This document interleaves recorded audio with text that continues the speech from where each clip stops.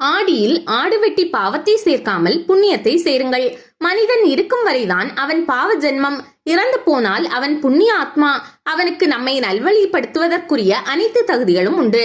எனவே இறந்து போன நம்மை சார்ந்த அனைவருமே வயது வித்தியாசமின்றி நம்மை பாதுகாக்க வருகிறார்கள். தமிழகத்தில் காவிரிக்கரை பகுதி, ராமேஸ்வரம், கன்னியாகுமரி, திருநெல்வேலி மாவட்டத்தில் உள்ள தாமிரபரணி ஆற்றங்கரை, பாபநாசம், சொரிமுத்து ஐயனார் கோயில் ஆகிய பகுதிகளுக்கு சென்று வருவது மிகுந்த நன்மையை தரும். ஏனெனில் சிவபெருமானுக்கும் பார்வதிக்கும் திருமணம் நிச்சயிக்கப்பட்டதும் உலகமே இமயமலையில் கூடியது. அதனால் வடக்கு திசை தாழ்ந்த போது தெற்கு நோக்கி அகத்தியர் அனுப்பப்பட்டார். அவர் தனது கமண்டலத்தில் கங்கையை கொண்டு வந்தார். அப்போது விநாயகர் காகம் உருவம் எடுத்து கமண்டலத்தை தட்டிவிட காவிரி உருவானது. விழுந்த கமண்டலத்தை அகத்தியர் படாரென பாய்ந்து எடுத்து மீதி தண்ணீருடன் பொதிகை வந்தார். அந்த தண்ணீரை பொதிகையின் உச்சியில் ஊற்ற அது தாமிரபரணியாக உருவெடுத்தது. எனவே காவிரி, தாமிரபரணி ஆகிய இரண்டு மாபெரும் நதிகளும் ஆடியில் பிறந்ததாக கூறப்படுவதுண்டு. நதிகள் பிறந்த இந்த புண்ணிய மாதத்தில் வரும் ஆடி அமாவாசை நாளில் நீர்நிலைகளில் நீராடி தர்ப்பணம் செய்து முன்னோர்களை வழிபட வேண்டும் என கூறப்படுகிறது.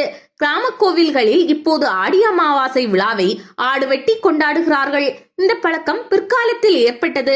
ஒரு முக்கியமான விஷயத்தை மக்கள் மறந்து விடுகிறார்கள். ஆடி அமாவாசை தினத்தில் தான் நமது பாவங்கள் விலகுவதாக கூறப்படுகிறது. எனவே இந்த நாளில் ஆடு வெட்டுதல் போன்ற பலி வாங்கும் பாவ காரியங்களை செய்யாமல் முன்னோர்களை வணங்கி புண்ணியத்தை சேர்க்க வேண்டும். ஆடி மாதமும் ஆலய விழாக்களும். ஆடி மாதத்தில் நெல்லை மாவட்டம் சங்கரன் கோவிலில் 12 நாட்கள் அம்மனின் ஆடி தபசு திருநாள் மிக கோலாகலமாக கொண்டாடப்படுகிறது. அறியும் சிவனும் ஒன்றே என்ற தத்துவத்தை உலகிற்கு உணர்த்த இந்த விழா நடத்தப்படுகிறது. சென்னை புறநகரில் உள்ள அம்மன் கோவில்களில் பெரிய பாளையத்தம்மன் கோவிலில் தான் ஆடி திருவிழா மிக மிக விமர்சையாக கொண்டாடப்படுகிறது. கள்ளழகர் கோவிலில் விமர்சையாக ஆடி தேரோட்டம் நடைபெறும். சபரிமலை ஐயப்பன் கோவிலில் ஆடி மாதத்தை முன்னிட்டு 5 நாட்கள் நடை திறந்து பல்வேறு பூஜைகள் நடைபெறுகின்றன. திருவண்ணாமலை கிரிவல பாதையில் ஸ்ரீ வனதுர்க்கை அம்மன் கோவில் உள்ளது. ஆடி மாதம் இந்த கோவிலில் பிரம்மாண்ட தீமிதி திருவிழா நடைபெறும். சுற்று வட்டாரங்களில் இருந்து பல்லாயிரக்கணக்கான பக்தர்கள் கலந்து கொள்வார்கள். ஆடிப்பெருக்கு திருவிழா ஸ்ரீரங்கம் அம்மா மண்டபத்தில் விமர்சையாக நடைபெறும். அப்போது பெருமாள் மண்டபத்திற்கு எழுந்தருள்வார். மதுரை மீனாட்சி சுந்தரேஸ்வரர் ஆலயத்தில் ஆடி முளைக்கொட்டு விழா நடைபெறும் 10 நாட்களில் ஆடி வீதி 4லும் அம்மன் வலம் வருவார். கும்பகோணம் சாரங்கபாணி கோவிலில் ஆண்டாளுக்கு ஆடிப்பூர உற்சவம் 3 நாட்களுக்கு வெகு விமர்சையாக நடைபெறும். கொடுமுடி மகுடேஸ்வரர் வீரநாராயண பெருமாள் கோவிலில் ஆடி 18ல் மும்மூர்த்திகளும் காவிரிக்கு எழுந்தருள்வார்கள். அன்று இரவு பச்சை மண்ணில் பானை செய்து மாவிளக்கு, காதோலை, கருகமணி, தேங்காய், பழம், வெற்றிலை, பாக்கு முதலியவற்றை அதில் வைத்துவிட்டு வருவர். தமிழ்நாட்டில் பண்டைய காலத்தில் காவிரி, கொள்ளிடம், தாமிரபரணி ஆகிய 3 நதிகளிலும் ஆடிப்பெருக்கு சிறப்பாக கொண்டாடப்பட்டது. இந்த 3 ஆறுகளில் தண்ணீர் பெருகுவதை 3/18 என்று குறிப்பிட்டுள்ளனர். ஆடி மாதம்தான் கிராம தெய்வங்களான மதுரை வீரன், கருப்பண்ணசாமி போன்றவைகளுக்கு சிறப்பான பூஜைகள் நடத்தப்படும். ஆடி மாதம் குற்றால ஈசனை வணங்கி அருவியில் குளித்தால் நோய்கள் தீரும் என்பது நம்பிக்கை. திருச்சி அருகே உள்ள நெடுங்காநாதர் கோவிலில் ஆடி மாதம் முழுவதும் சூரிய ஒளி மூலவர் மீது படுவதும் சிறப்பாக கருதப்படுகிறது. சேலத்தில் ஆடி மாதம் நடக்கும் செருப்படி திருவிழா தமிழகத்தில் வேறு எங்கும் காண முடியாத விழாவாகும். வேண்டுதல் செய்த பக்தர்கள் ஒரு ஜோடி செருப்பு, துடைப்பம், முறம் கொண்டு வருவார்கள். பூசாரி பக்தர் மீது 3 தடவை மெல்ல நீவி விடுவார்கள். இதுதான் செருப்படி திருவிழா.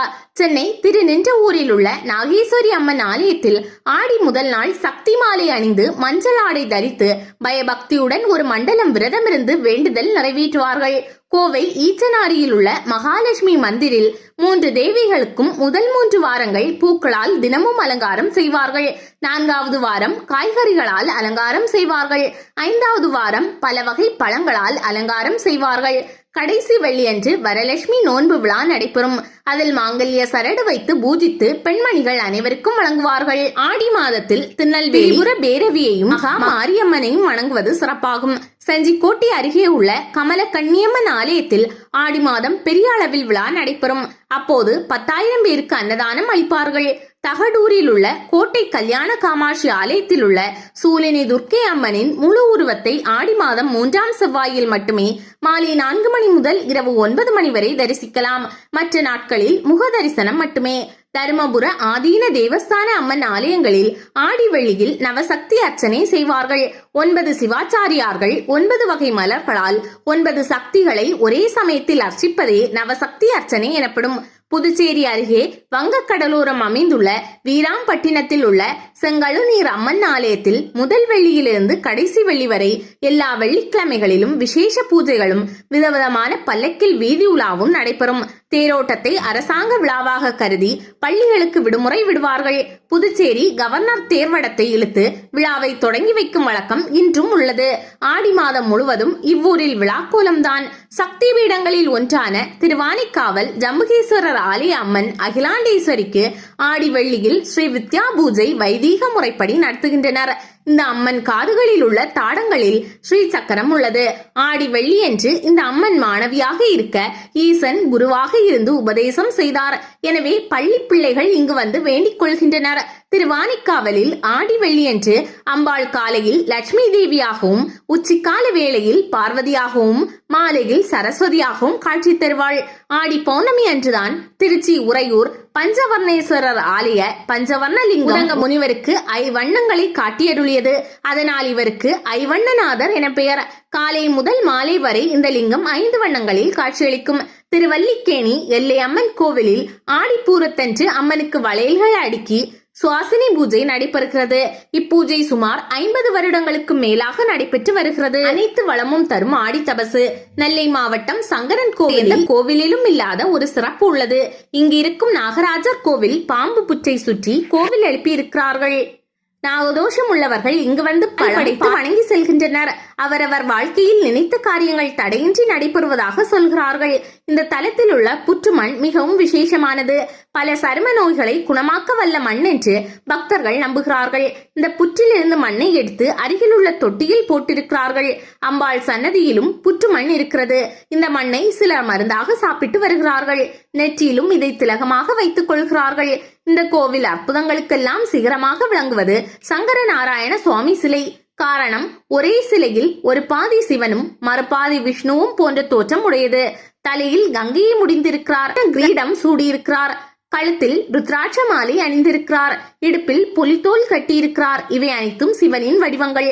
மறுபாதியில் தலையில் கிரீடம், காதில் மசிய குண்டலம், கையில் சங்கு, சிம்மகரணம், இடுப்பில் பட்டு பீதாம்பரம் இருக்கிறது. இந்த வடிவம் விஷ்ணுவின் வடிவமாகும். எனவே சிவனும் விஷ்ணுவும் சேர்ந்திருப்பதால் சங்கர நாராயண சுவாமி என்கிறார்கள். ஒருமுறை பார்வதி தேவியாருக்கு சிவன் பெரியவரா விஷ்ணு பெரியவரா என்று சந்தேகம் வந்துவிட்டது. அதை சிவனிடம் நேரடியாகவே கேட்டுவிட்டார். உடனே சிவபெருமான் பாதி சிவனாகவும் பாதி விஷ்ணுவாகவும் தோன்றினார். உடனே சிவனார் பெரியவர் யார் சிறியவர் யார் என்பது பார்ப்பவர் கண்ணில் தான் உள்ளது, பேருமே ஒன்றுதான் என்று விளக்கமும் கூறினார். இதை உணர்த்தும் விழா சங்கரன் கோவிலில் காட்சியளிக்கும் ஈசனை காண தேவி புறப்பட்டு வரும் வைபவமாக ஆடி தபசு என்னும் நிகழ்வாக கொண்டாடப்படுகிறது. அம்பாள் தவக்கோலத்தில் காணப்படுகிறார். அம்பாள் சன்னதியை சுற்றியுள்ள கிரிவீதியை 108 முறை சுற்றினால் நினைத்தது நடக்கும், குழந்தை பாக்கியம் கிடைக்கும் என்பது இத்தலத்தின் அசைக்க முடியாத நம்பிக்கை. அதுவும் ஆடி தபசுக்கு முன்பு சுற்ற வேண்டும். ஆடி தபசு ஒவ்வொரு ஆண்டும் ஆடி மாதம் உத்திரட்டாதி நட்சத்திரத்தன்று இருக்கிறது. பொதுவாக சிவன் அபிஷேக பிரியர், ஆனால் விஷ்ணு அலங்கார பிரியர். ஆனால் சங்கரன் கோவிலில் இருவருமே ஒரே சிலையாக அமைந்திருப்பதால் அதற்கு அபிஷேகம் செய்வது சிரமமாக இருந்தது. இதை அறிந்த ஆதிசங்கரர் தாம் வைத்திருந்த ஸ்படிகலிங்கத்தை கோயிலுக்கு கொடுத்து அதற்கு அபிஷேகம் செய்யுமாறு கூறினார். இந்த லிங்கத்தை தண்ணீரில் போட்டால் லிங்கம் இருப்பதே தெரியாது. இது ஒரு இயற்கை அற்புதமாகும். அதுபோல் சங்கரநாராயணர் சன்னதியில் மணக்குழி என்ற ஒரு பள்ளம் உள்ளது. இதில் சாமியை பிரதிஷ்டை செய்திருப்பதாக ஒரு ஐதீகம். எனவே பேய் மற்றும் பில்லி சூனியத்திற்கு ஆளான பலர் இந்த வனக்குழியில் அமர்ந்து பூஜை செய்வார்கள்.